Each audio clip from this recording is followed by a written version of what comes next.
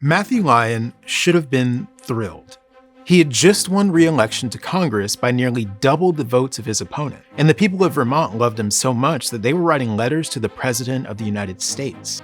Or petitions, I suppose. You see, Matthew Lyon was in jail when he was re-elected, not for the fight he started in the halls of Congress, but for his willingness to criticize the relatively new government of the United States. For the first time in American history, freedom of speech was up for debate, and Matthew Spittin Lyon was just the guy to fight for it. I'm Joel Cook, and this is Rogue History.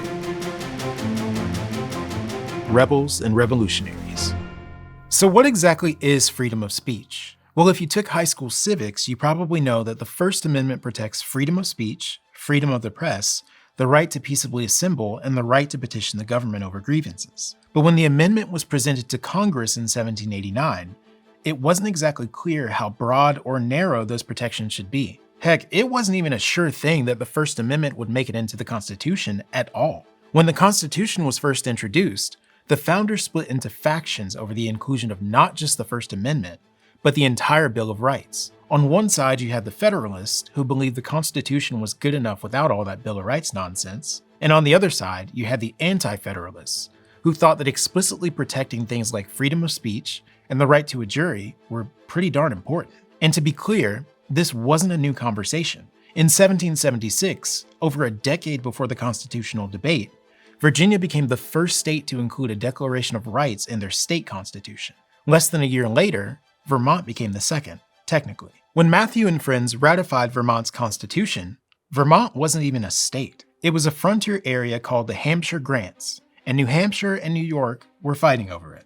The tug-of-war was broken up in 1764 when New York ran crying to Daddy, also known as King George III, to get possession of it. Residents in the grants were told to either repurchase the land they already owned or surrender it to incoming New Yorkers. So they did a secret third thing. They organized a militia called the Green Mountain Boys, formed the Sovereign Republic of Vermont, and told New York to forget about it. So where does our boy Matthew Lyon fit into all of this? Well, everywhere. Matthew's story wasn't all that different from Vermont's. He was born in Ireland, came to this country as an indentured servant, and fought to earn the respect and recognition he deserved. When his home in the Grants was threatened by New York and later by the British, he joined the Green Mountain Boys, fought in the Revolution, and did everything he could to make sure scrappy little Vermont was as successful as he was. Politically, he believed deeply in the sentiments laid out in Thomas Jefferson's Declaration of Independence.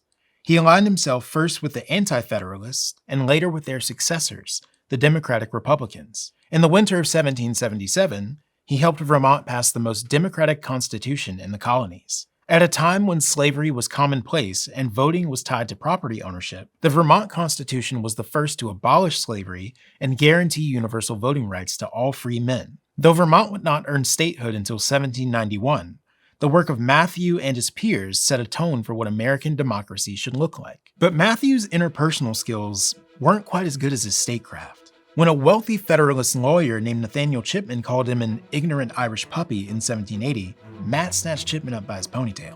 Chipman, no shrinking violet himself, tried to stab Matthew. The fight was broken up, and Matthew tried to laugh it off, but the moment represented something much bigger. Despite fighting a revolution against monarchy and class division, many wealthy Federalists scoffed at the Democratic-Republican notion that all men were truly created equal. In short, they didn't believe the United States should be a democracy.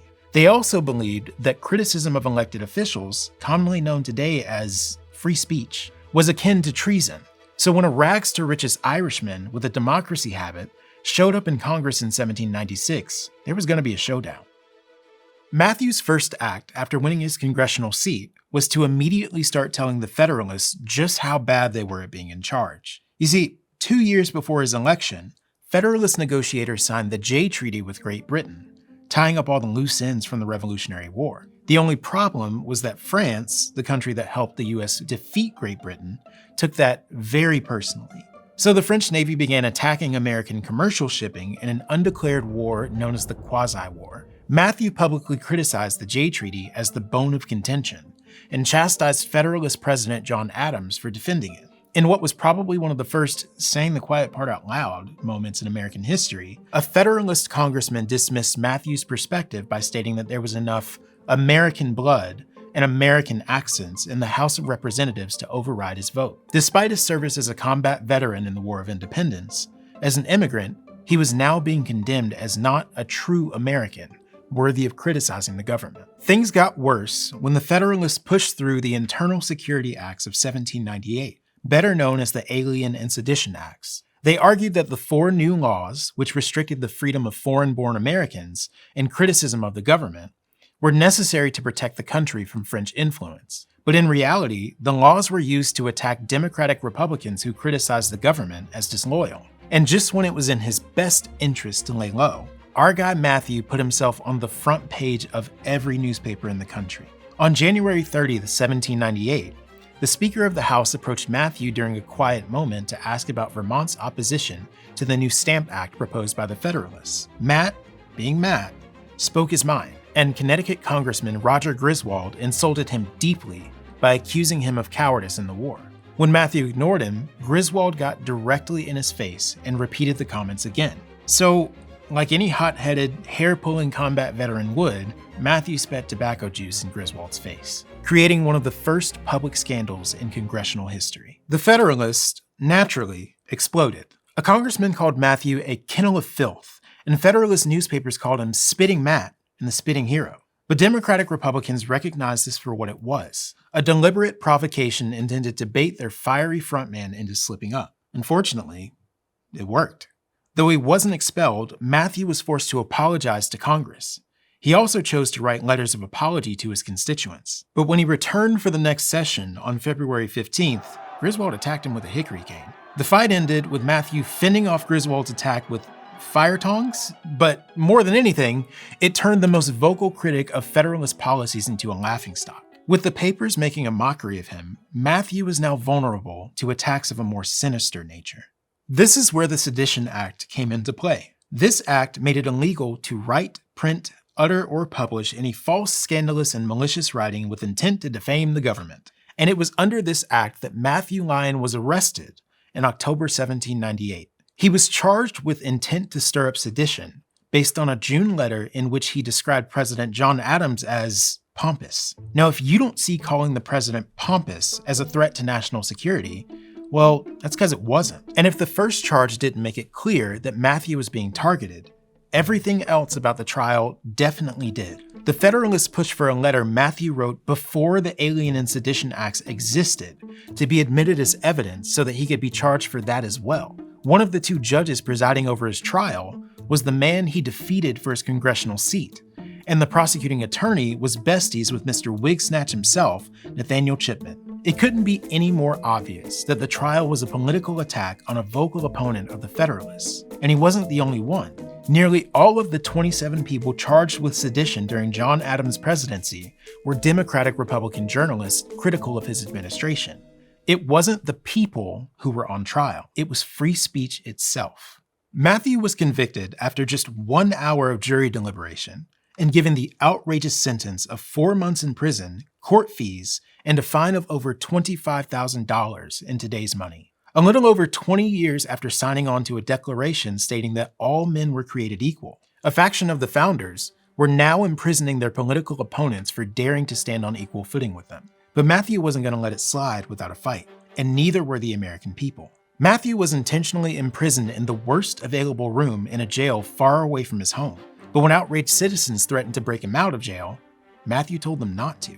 He recognized his position as a political martyr and chose to sacrifice his freedom to defeat an oppressive administration. From within the jail, he continued to go incredibly hard, criticizing the administration in his new magazine, The Scourge of Aristocracy. And when he wasn't doing that, he was still running his re-election campaign from his jail cell. In December 1798, Matthew was re-elected to Congress by nearly double the votes of his next closest opponent. However, despite thousands of letters from the citizens of Vermont, John Adams refused to pardon Matthew, but he'd soon come to regret his treatment of the congressman from Vermont. The popular backlash against the Alien and Sedition Acts led to a runoff between Democratic Republicans Thomas Jefferson and Aaron Burr in the 1800 presidential election.